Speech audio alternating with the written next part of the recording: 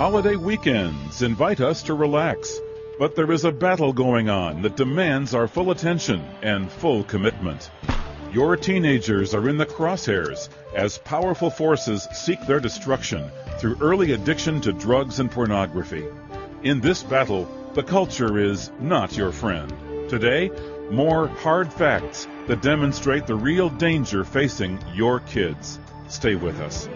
From Chicago's Moody Church, this is Running to Win with Dr. Erwin Lutzer, whose clear teaching helps us make it across the finish line. Erwin Lutzer is speaking on the battle for America's youth.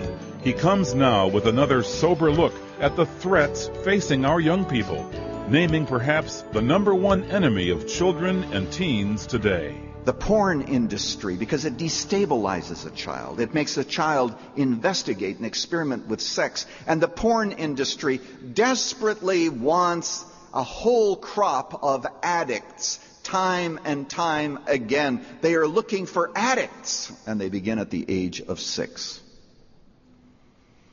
Hefner couldn't survive if he didn't have addicts. And that's why he constantly is looking for young boys, constantly on television, trying to gain millions and millions of addicts, because only the addict has the kind of loyalty that the pornographers want. So he's out there trolling for addicts, and he wants your child, and he wants your child desperately. Well, that's the common mission of the enemy. What should our common mission be? This past week I came across a website that I'm going to give you because I don't give out websites easily or quickly, but this is a wonderful website. It's entitled battlecry.com. Parents, write it down. Young people, write it down. battlecry.com. It's a ministry dedicated to helping young people overcome temptations, and hundreds of thousands of young people are signing up. There's great hope in this community and in the community of our country. There are thousands of teenagers who are saying, we're not going to follow culture.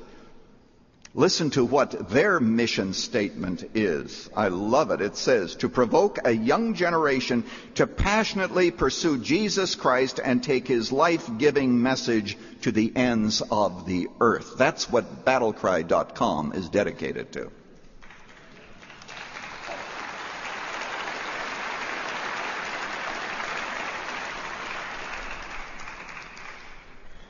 Most Christian parents don't want godly children.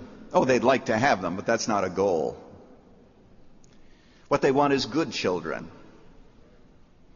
They want children who don't get pregnant, who don't get onto drugs, who don't give them any trouble. And if you don't give them any trouble, the parents say, hey, I'm happy.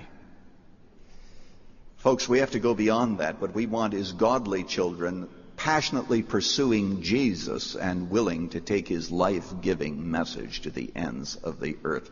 Can we as a church pursue a common mission for our young people? Third, you recruit fellow warriors. You recruit fellow warriors. You need people who band together. Now, if you come from a Christian school, supposedly there are other Christian families who have the same values you do. I say supposedly. But it's much easier, I think, in that context to find other families who agree with you. But some of you don't have that option. You need other families within the church to say, we're going to stand with our young people. We're going to have standards. We're going to have peer groups within the church. And that's why we should pray for Andy and Lisa Lindquist. And Andy now is responsible for what is called student ministries, which is really more than just our teenage ministry.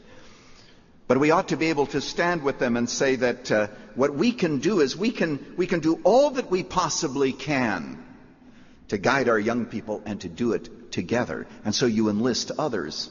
Something else, by the way, that you can enlist is a filter for your internet.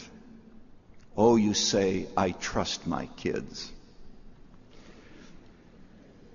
Could I make some coffee for you to see if you can still smell? Check to see whether or not you're alive first, and then we can go on to have coffee or tea. Here at the church, we have a filter system, and I found that out for the first time about a month ago. It really, really, really works well. I wanted to find some information on the Weinbrenner Seminary, and it wouldn't let me in because of the word wine. I thought, now there's a filter system. There's a filter system for our families. I have no idea what kind of a filter system it is, but I thought to myself, thank God we've got a good one here.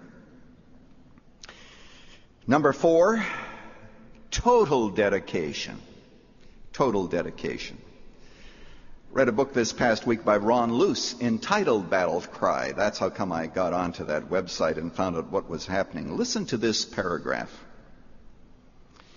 We are willing to sacrifice for our job, but not for a bleeding group of teens programmed for destruction by the media. And then he says this, think of the sacrifices being made right now by the enemy. While you sit and read this paragraph, there are literally thousands of people working nonstop to pump garbage into the teens in your town. They are writing and producing foul-mouthed songs that your kids soon will be memorizing. They are working all-nighters right now to denigrate teen morality. People are working their way up the ladder at various networks, thinking of new ways to make teen programming more racy, to keep the ratings up and to keep the revenues up.